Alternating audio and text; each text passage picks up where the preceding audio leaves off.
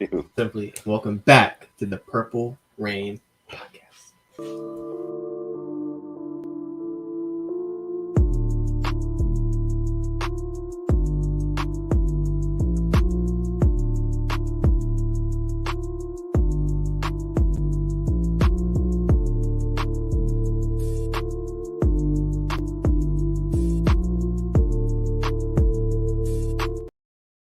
Once again, thank you for coming through episode 185 of the Purple Rain podcast, a Derek Mason episode. I mean, come Mm, on now.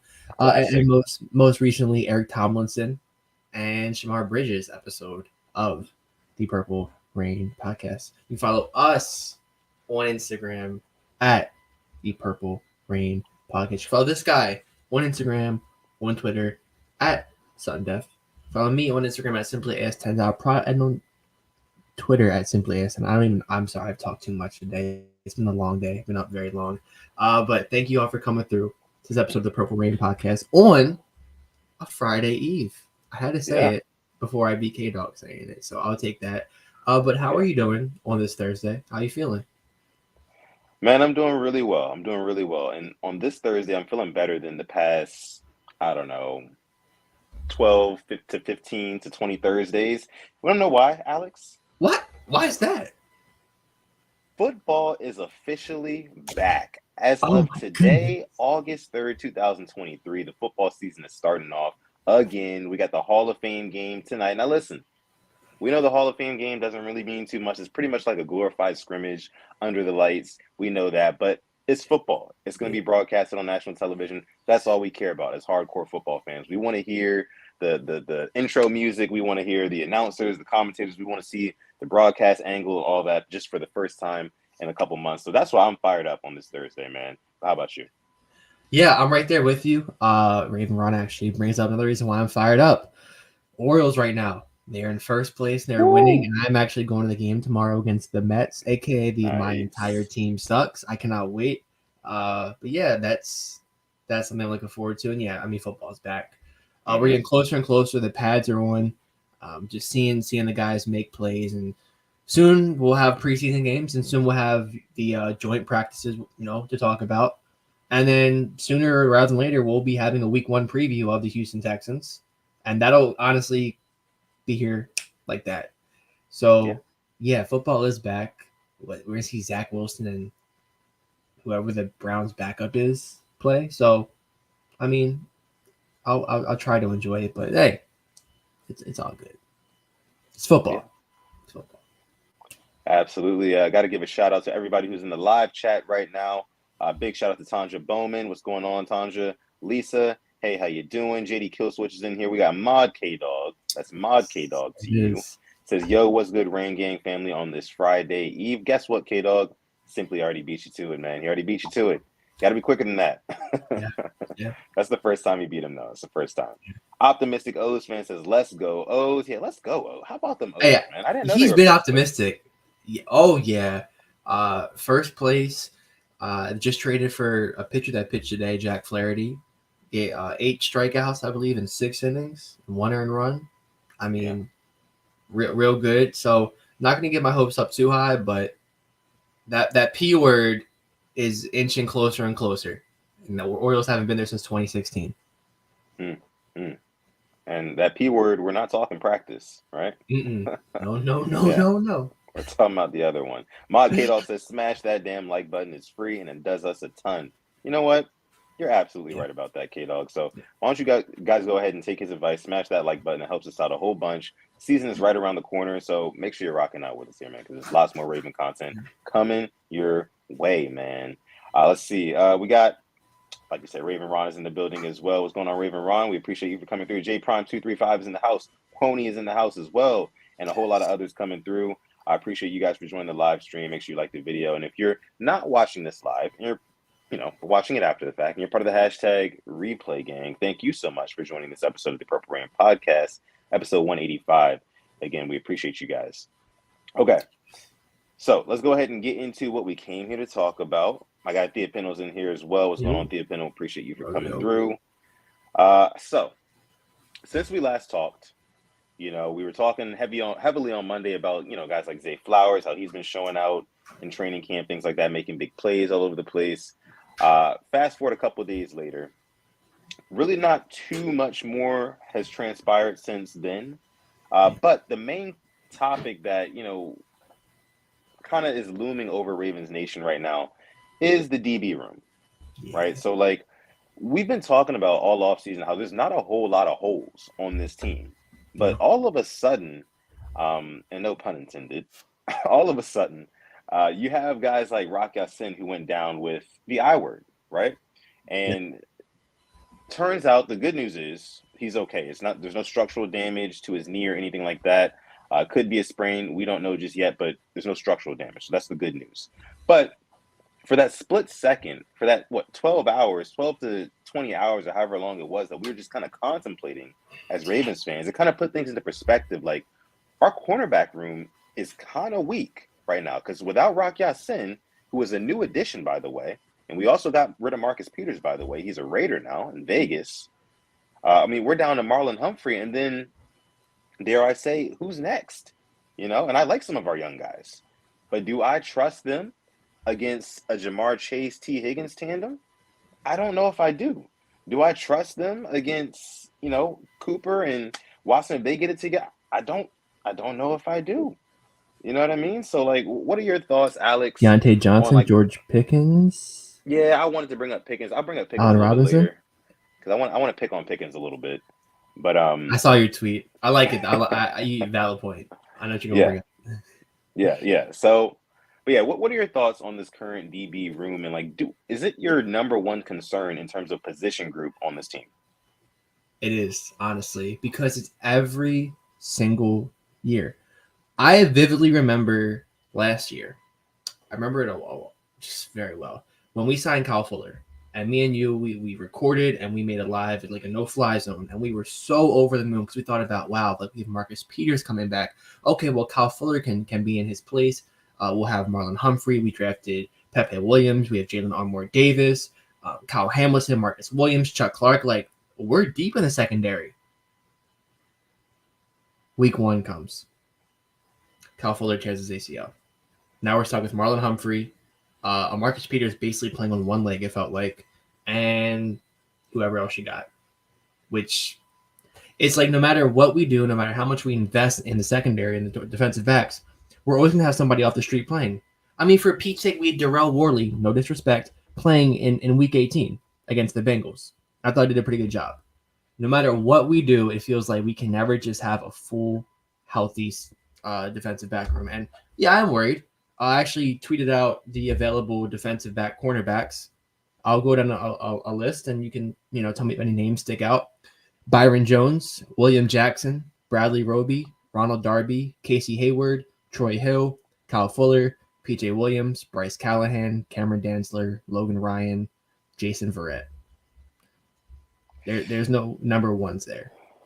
No. I mean, but there are some, some depth-worthy pieces in there.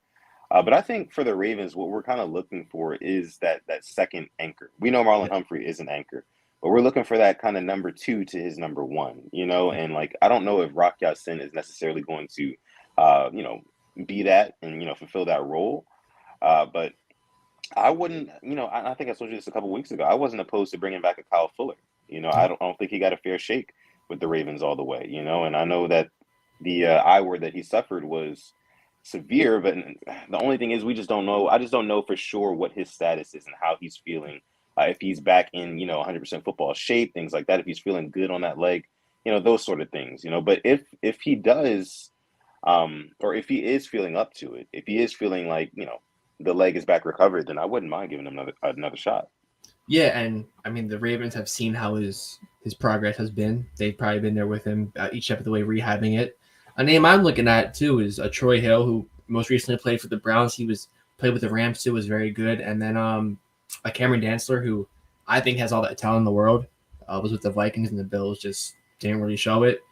But it just really depends how serious Rocky-Sin, his injury is, or I-word, and how long he'll be out. If he's good for the regular season opener, I don't think we'll go out there and get a cornerback. We have so much just like draft capital invested in cornerbacks. Kyle Blue Kelly as well. That's another one. Brandon Stevens. We have so many guys we've drafted that they really haven't made the next step. And I'll be honest, Brandon Stevens, to me, I think he's going to make the next step. I thought he was a lot better than that. He was a lot better than I thought he was last year. So, but I'm worried. I'm very worried. Because even Rocky Sin, I was skeptical about because there's a reason why he was a free agent for so long. Yeah, well, this honestly, and I'll say this: this is the price you pay as a franchise when you pump money into other position groups. Yeah. For a while we had been saying, and I remember this vividly, a year and a half ago, a lot of Ravens fans were saying, quote unquote, defund the defense. Yeah. So what did the Ravens go out and do? They went out and spent upwards of $15-18 million on an Odell Beckham Jr. That money could have went towards a DB, right? But now we're kind of seeing this shift in priorities from our general manager Eric DeCosta, and trying to kind of shift the Ravens into kind of this new era of high caliber teams where it's just like high flying offenses mainly, what it is. So we just got to see how things play out this year. Maybe this is going to be one of those years where our offense proves to be our defense, if you know what I mean, like one of those type of things. Yeah. But one more thing I wanted to bring up about the DB room and why I am concerned, but not as concerned as I am with the edge rushing group, because my belief is this: if you have a good secondary, just good, not great, but good, it can be made up for by a great pass rush. You know what I mean? Do you agree with that, Alex? 100%. 100%. Yeah, if your DBs aren't out there on an island for 4 or 5 seconds trying to cover guys, it's really hard to cover these wide receivers, these professional level wide receivers. And you got defensive ends getting to the quarterback, then that solves everything, right? That solves everything. So I'm looking at guys like David Ajabo. I'm looking at guys like Adafe Owe. I'm looking at guys like that, And we talked about it on not last week's episode, but on Monday's episode, I think you were saying how a lot of the defensive linemen are, creating pressure. That's what we need, help out that secondary. So that's just my thoughts on that. I do want to bring up a super chat donation in a second. Go ahead, bro. Go ahead and say Yeah, can I give you another glass half full as well? Sure. So the Chiefs won the Super Bowl last year. Right. And how did they win that Super Bowl? What did they do in that second half? Well, they scored. On every possession. Yeah. Here were their defensive backs, their cornerbacks. Jalen Watson, 3rd-round rookie last year. L'Jarius Sneed, a 6th-round pick, I believe. Trey McDuffie, who was a 1st-round pick. And Rashad Fenton and Chris Lamons. Are any of those guys locked down? No.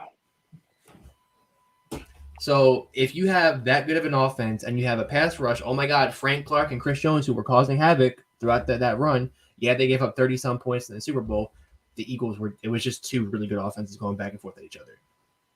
But you think about the game against the Bengals, the pressure got to Burrow. Burrow throws in a double coverage, interception. So that's my glass half full, but you need your offense to be able to put up points as much as they can. So that's my little positive thinking. I shouldn't be as negative because, the Chiefs won it with a mid cornerback room, and Marlon Humphrey just clears all those guys. So yeah. You said it right there, man. You brought the point all the way full circle. It just makes sense. You don't necessarily need a stacked DB room in order to be successful in this league. Like you just said, look at the Chiefs. Look at what they just did. None of those corners are locked down, like you said. Look who the Eagles had at cornerback last year and safety. Chauncey Gardner-Johnson, Darius Slay, James Bradbury. And they still scored in every single possession in the second half. Yeah, that's crazy. That's crazy. And I think there's 2 definitions to your offense being your defense. You have the one type of it where it's like the Chiefs, where they're just going to score, 7, drive after drive after drive, and then you also have the other type of your offense is your defense, where it's kind of like a Raven style, where we're going to run the ball, control the clock, it may not be super high scoring, but we're going to get ahead maybe 10, 14 points, and we're just going to sit on it, so. Yeah. Two types, but I think the Ravens could be a very healthy hybrid of both, man. I really do. Like with all the weapons that we have, it sucks that JK is not around, right? Because I think he's would be like sorry, cherry on top to this offense, you know. But it is what it is. It is what A it little bit of is. positivity for your Thursday. There you go. Yeah, it's a little something for you. Make sure you guys like the video. We appreciate you guys coming through. Episode 185 of the Purple Rain Podcast. We do have a super chat donation. This one's coming from Oscar Lilienthal. Thank you so much, bro, for making it rain here on episode 185 of PRP. Says, if Marlo goes down, what is the record prediction? Ooh, man. He went down in Crazy. 2021. I don't want to think about that again, and we didn't win a game after that. Still a playoff team, but wild card. I mean, you're losing to the Bengals both games. If he goes down, there's not a chance. Yeah, that's true. I can get behind that because you have unfortunately, we have a top 3 wide receiver in our division, like top 3 in the league. So, and you could probably say top 2. You might be able to argue top 2. Yeah, I'm thinking about it. Yeah. So if we don't have our Marlon Humphrey, like our guy for that, who's designated to be that shutdown corner on another team's best receiver, then yeah, we're cooked. Yeah. In terms of my record prediction, I would say, I'd say 10 wins. I'd say 10 wins. Yeah. Yeah, right up. Yeah. 10-7. Yeah. Okay. All right. So let me see. Tanja Bowman says, I agree with that, Sutton, but do we have the edge room to get it done? Hopefully we do. That would be great. Yeah, I mean, we're looking at guys like Ojabo. Ojabo was back to practice today. So that's good news, you know. I saw more Owe propaganda as well. Of course, you know, that's nothing new. Yeah, I mean, your favorite.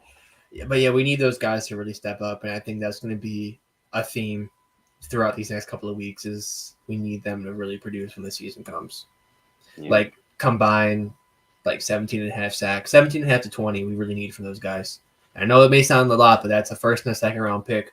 Honestly, it's 2 first round picks, 2 first round talents. We need that from them to really be successful. Yeah. Now that you put it like that, those are 2 first round talents. Like I expect some production out of them, you know. Especially Owe. I mean, at this point, I've kind of accepted the type of player Owe is, the type of outside linebacker that he is.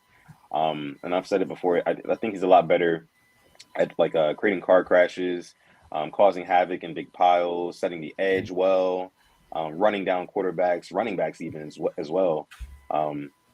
You know, things like that, as opposed to like really being a natural pass rusher and getting sacks. And that's what David Ojabo is supposed to be. So I wouldn't mind having, you know, the natural pass rusher in Ojabo and then kind of having the Swiss Army knife specialist in Odafe Owe, who's like everywhere on the field. Like if we can have that tandem, then that would be chef's kiss. That would be beautiful, right? That'd be perfect, literally. But, you know, a guy can only dream. Mm-hmm. So let me see here. Tanja Bowman says Chiefs got pressure up front, though, in that Super Bowl. Yep. Living to your point. I mean, the pressure, getting that pressure. I mean, even the Buccaneers against the Chiefs. Shaq Barrett, Sue, Vita Vea, JPP. They were just abusing Mahomes. That's why it was a blowout. Had this man parallel throwing footballs. Right. Crazy. Let me see. Jessica in the house says, love y'all. Favorite show of all time. Thank you, Jessica. We appreciate that. Love you, too. Taquan in the house says, what's up, Rain Gang, Sutton, and Alex? Appreciate you for coming through, Taquan. Let me see. A couple of more comments from what you guys are saying. Lisa says we need to keep LJ standing up instead of on his back. Also true. Offensive line is going to be huge this year. And I heard. Go ahead. I was going to bring it up. We were on this. You're about to bring up Ronnie Stanley, what he said? No, actually wasn't. Oh, okay. Ronnie Stanley said that this offensive line could be as good as the forbidden 2019 of offensive line. And I respect how much confidence he has, but Marshall Yanda is not getting back at 150 pounds, and he's not going to sit there. And Zeitler is an amazing guard, amazing. Arshiyanda is a Hall of Fame lineman who could play anywhere on the line and just it can be very good, but comparing it to that, although I believe that Linderbaum is a better center than Skura and Makari, um, that's hard to really top. That was a really good line. Yeah, I mean, I think that the name that comes to mind for me when we talk about like how good this offensive line can really be is center Tyler Linderbaum. He was really, really good, one of the highest rated centers for a rookie last season. And I think going into his sophomore year, I don't think there's going to be any sort of sophomore slump. I think he takes a huge step forward. And, one really big thing that people can, attribute to why he's really good, why he's so good, is the fact that he gets to the second level at such a, high clip. And I think that that can bode really well for like our running game. That's why, again, it sucks that J.K. Dobbins isn't around right now. But a guy like Gus Edwards is going to benefit from that. A guy like Melvin Gordon is going to benefit from that. And like you said, he's right next to Kevin Zeitler. I think the holes for these running backs will be there, And hey, even maybe Keaton Mitchell could scoot in there. Todd Monken had a press conference today, talked about Keaton Mitchell. He said that Keaton Mitchell, they are going to give him every single opportunity in order to make this roster. And then also, no, actually, that was a special teams coach who said that. Todd Monken had actually said that Keaton Mitchell is super dialed in. Like he's really engaged. Like he's communicating with the coaches, with his teammates, things like that.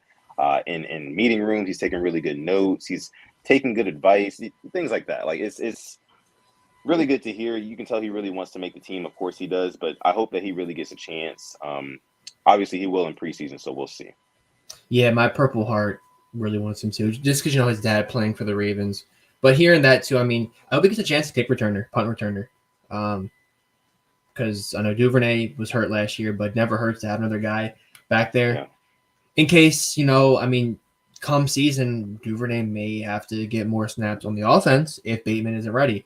I know it's a hypothetical. I don't think it will happen, but it's always better to be safe than sorry. But yeah, I mean, hearing that is really promising, about a guy like Keaton Mitchell, undrafted free agent. And then going back to the line too, it's just that left guard position. Is it John Simpson or is it our guy Lulu? So that's kind of what we got to look at in the preseason. Like that's our only kind of position battle on the offense. It feels like. Yeah, you're right about that. I mean, Receivers. You could argue running back now that J.K. Dobbins is, maybe out of the mix. Gus Edwards will be our week one starter because I think J.K., depending how long he holds in, I don't think he'll get a full dose of snaps or rushes, maybe 4 to 5.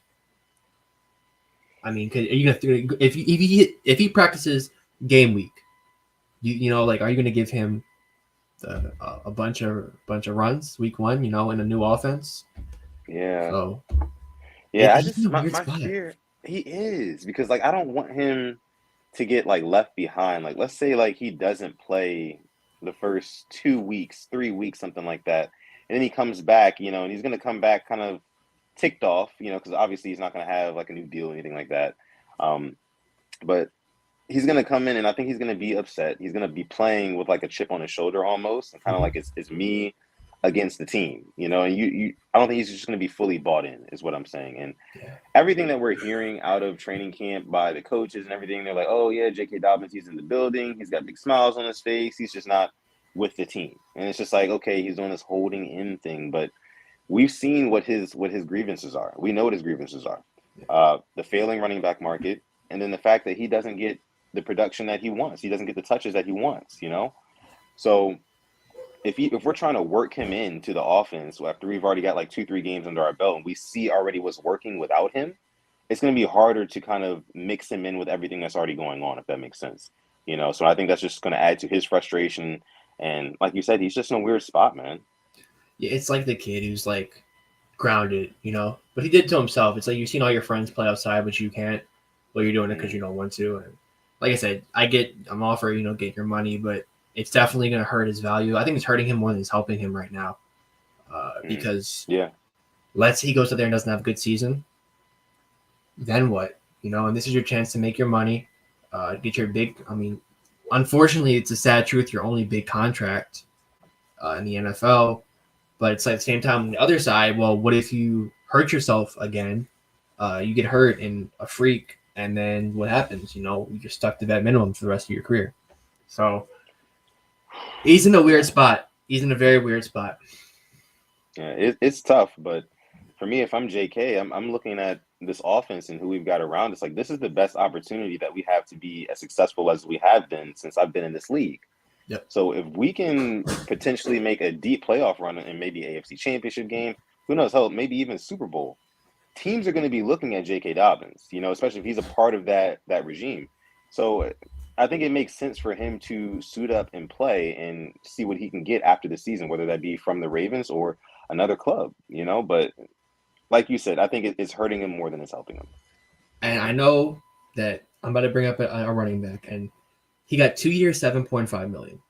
All right. That was Samaje Perine, the Bengals' former number 2. We got that from the Broncos. That was him being a number 2. And that was him, but I thought he played really well for the Bengals, playoffs, regular season.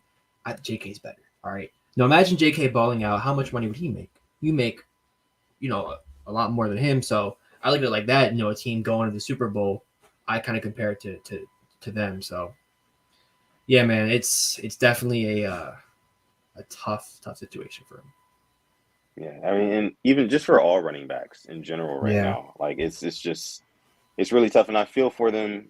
But at the same time, they have no leverage, in this situation, and it's gotten so bad. It's to the point where you got guys like Cole Kmet who are making more money than Saquon Barkley. Like that's. I think Cole Kmet's contract is the same as Mark Andrews, which kind of rubs me the wrong way. The 4 years, $50 million. Is it really? Yeah. I'm pretty sure that's what Andrews signed for a couple. I think in 2021. That's crazy. So, yeah. I mean, the market's. He's not. No. Yeah. What's going on, Jabari Cruz? Ellis, appreciate you for coming through. Make sure you guys throw some questions in the chat. We're going to go ahead and get to some questions here.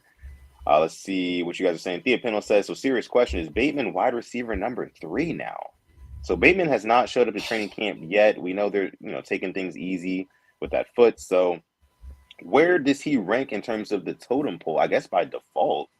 What do you think? Where does he rank? Unfortunately, since on PUP 3, just being fair, but we know what his potential is. We've seen what he can do. We know how he's an all-around receiver. So I have no doubt in my mind that when he comes back, he'll produce. Yeah. Especially in this offense. And speaking of receivers, Zay Flowers is getting some credit from national media. I'm gonna read you this quote from Peter King. Sure. Okay, so Peter King says he is the most impressive rookie he has seen in 6 training camps. Not rookie receiver, rookie. He lines up across from a corner, and unless they literally interfere with him or hold him, he has tremendous separation on almost every cut. His quickness, his speed out of cuts is going to be a thing to watch in the NFL this season. George Pickens could never. Oh! Sutton from the top rope. Sutton from the top rope with the frog splash. I'm just saying, man. I mean, like, we're talking about, you say create separation. I was like, damn. Zay Flowers creating separation that easily, huh? Just based off of his own quickness, his own ability. You know what I mean? Meanwhile, you got guys like George Pickens over in Pittsburgh who are pushing his own teammates all over the field, past the line of scrimmage, way past 5 yards, like just blatantly, and it's just people are praising him for it. I don't get it, me personally, but what say you? Yeah, I mean, the catches are cool. Maybe that's why he has to make the hard catches, because there's no separation. And I'm going to sit here and try to drag him because I would love that dog on my team, but you are spitting facts. It's like every single clip, it's the push off. He's a push the guy off and makes it a catch. Like, yeah. Referees, OPI. That's an OPI. It'll be there. It's there. It's a signature move, that push off. Let me see. Yeah, he did another one today. OP. I love it. Oh man. But yeah, I thought I saw that quote, and just hearing that about a receiver we drafted, Zay Flowers, I'm just hearing you say that thing. Did we get the Jamar Chase? Did we get the Justin Jefferson? Hey, I'm not gonna say we Yeah. did, but it just sounds really good. Like it The warms my next little Raven big heart up. thing. Can you imagine? Like, where? I don't even. Single digit, by the way, too. Number 4. Yeah, man. Yeah, things are looking up. I can honestly, genuinely say I have not felt this good about this offense in a very long time. I can't even remember the last time I felt this good about the offense. Maybe 2014 for me, before Lamar. When we got Steve Smith, I was very excited. yeah, 2014, but I kind of knew that Flacco wasn't gonna be the guy anymore. Like by that time, like it's just for me. Like I just kind of knew. But that's neither here nor there. That's neither here nor there. Let me see. The opinion says should have drafted Pickens over Ojabo. We need to put this to rest. I'm tired of seeing this. And when Ojabo needs to get some sacks this year, I think he will. I think this can. I mean, who's our edge rusher if we don't get Ojabo? We're stuck with Owe and like hindsight's 2020. I know. I would have liked Pickens too. Yeah. Yeah. Definitely glad we got Ojabo though. I expect big things out of him, to be honest with you. Okay, we'll take a couple more questions here. I saw one from K-Dog. All right, talking about he heard from a wise man today. He said OBJ is a blessing because he's taken the spotlight off of Lamar Jackson. Thoughts? And this kind of put a little light bulb in my head. I'm like, okay, wait. Like, it sounds really stupid at first, but when you think about it, everybody, you go on the NFL page, it's Odell. Odell has purple hair. Kind of Lamar can live in peace. He can ball in peace. I mean, low key is kind of a blessing in disguise. Yeah, I mean, it is. I feel like a lot of people just stopped talking about Lamar in general after he signed the contract. It was like, okay, he signed. All right, we're done with him. It's like, and then the fact that we got Odell took even more of the limelight away from Lamar, to your point. Odell he's bro, the media attention that he gets is insane. And it's rightfully so. Odell's kind of like this polarizing figure, and not even just to NFL fans, just to like casual sports fans, just casual people, like I have just regular friends who don't watch sports at all, but they know who Odell Beckham Jr. is, Yeah. So, and that maybe it's just because he's a handsome guy. Who knows? Maybe he does all the stuff, the cool stuff with the hair, the dances, who knows? But he does definitely consume a lot of media attention. So this is a good point, K-Dog. And he's the most followed NFL player on social media, on like Instagram. Is he? That makes sense. By far. You got to think about, I mean, he was hanging out with Conor McGregor, hangs out with, Neymar. He's hanging out with multiple athletes, different sports. You'll see him front row at UFC. They were showing him when he was a free agent, when he had no team. UFC, first person at the cameras on, Odell Beckham Jr. front row. Anywhere, the Suns, when they were in the finals, courtside with Devin Booker. At the Michael Rubin whiteout party. And he hasn't played since February 2022. And he's, these high lavish things. So, yeah, a Lamar kind of ducked off, laid low Lamar. It's going to be a fun one to watch when he lights the league up. Oh, yeah, absolutely. Yeah. Okay, let's see. We'll take this one from Lisa. Says, where does Justice Hill fit in John's offense this season? So not special teams, but offense. Tell you what, he had some nice runs last year. That Patriots game, he broke off a couple. He broke off one where you I don't know what happened to his. I think it was his hamstring or something. He's pulled up on one leg, jumped for 5 more yards. Justice Hill, he's an opportunist. He doesn't get the most opportunities on offense, but when he does, you'll see flashes and you'll be like, "Ooh, yeah, what is that? That's Justice Hill."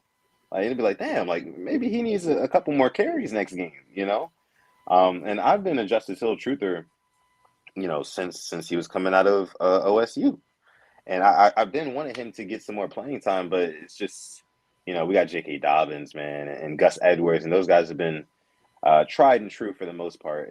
J.K. Dobbins been hurt, but Gus Edwards, he's been tried and true for the most part. So it's yeah, man, I do want to see Justice Hill. Hopefully he gets that running back number 3 spot, pending J.K. doesn't come back. Now, here's one name I forgot all about. It just popped into my head this morning on my way to work, Alex. I haven't heard the name Tyler Beatty in a very long time. Can you remind me what happened to Tyler Beatty, our good friend? Broncos. First game active with the Broncos, receiving touchdown. Same Tyler Beatty, who grew up in Baltimore, grew up in Randallstown, played lacrosse tournaments at the park right across the street from the castle. Tyler Beatty. Yeah. Hopefully the Ravens can properly evaluate a running back this time, and John Harbaugh won't be quick to throw anybody in the doghouse. Only reason why Justice Hill is still on this team is because he's so damn good on special teams. So I don't know. I just hope one of these guys breaks out. I don't care who it is, really. I just hope one of these guys breaks out. And you speak about Justice Hill. I think of the year when all of our running backs went down. I was like, well, okay, well, this could be Hill, like Gus and Justice Hill. I remember there was one game they played together. It was week 17 when we sat all the starters out. That rainy game against Pittsburgh, they carried us. I mean, Justice Hill was running the ball pretty good. And I think about it more and more. I'm like, well, imagine there was a game where he kind of was the focal point of the running attack. Like, how would it look? He's a smaller guy, but this is the same guy. I remember he ran over Jalen Ramsey when we played the Rams. He's made some pretty good plays. He had a really good kick return, I believe, against the Bengals in the playoffs. Maybe we're just Justice Hill with the fan club. I'm cool with that. I'm cool with that because, I mean, he is an opportunist. That's a great word to describe him. Absolutely. Okay. I think we're going to go ahead and leave it there for the question segment in this episode of the Purple Rain podcast. Before we get out of here, make sure you go on manscaped.com, our lovely sponsor. You can use our code PRP to save yourself 20% off of all sorts of cool products like the Beard Hedger Pro, like the Lawnmower 4.0, like the Shed, which is their carrying case travel bag. They've got shirts. They've got ball deodorant. It's August, the hottest month of the summer. Make sure you cop up on some ball deodorant, some ball toner, all sorts of stuff. You can stack your cart up to the ceiling, save yourself 20% off, plus free international shipping by using our code PRP. So make sure you go ahead and do that. Again, thank you guys so much for coming out to this episode of the Purple Rain Podcast. You can follow us on Instagram at the Purple Rain Podcast down below. You can follow me on Twitter or Instagram at Sutton Def. You can follow this guy over here on Twitter at SimplyAs10, Instagram at SimplyAs10.prod, on TikTok at SimplyAs10. Again, thank you guys so much for coming through. And with that being said, I'm going to let my guy Alex take us out. Thank you to everyone for joining us on episode 185 of the Purple Rain Podcast. Football is back tonight. I know it's not the best of football, but it's back. Football is back. So I hope you guys, if you are watching, enjoy that. As always, stay positive, test negative. Yeah, and even on the rainiest of days, do not forget to call God. This has been the Purple Rain Podcast, episode 185. 15 away from 200. We're creeping up, aren't we? Almost close to 3K too, by the way. All right. Yeah, we're going to catch you guys in the next one.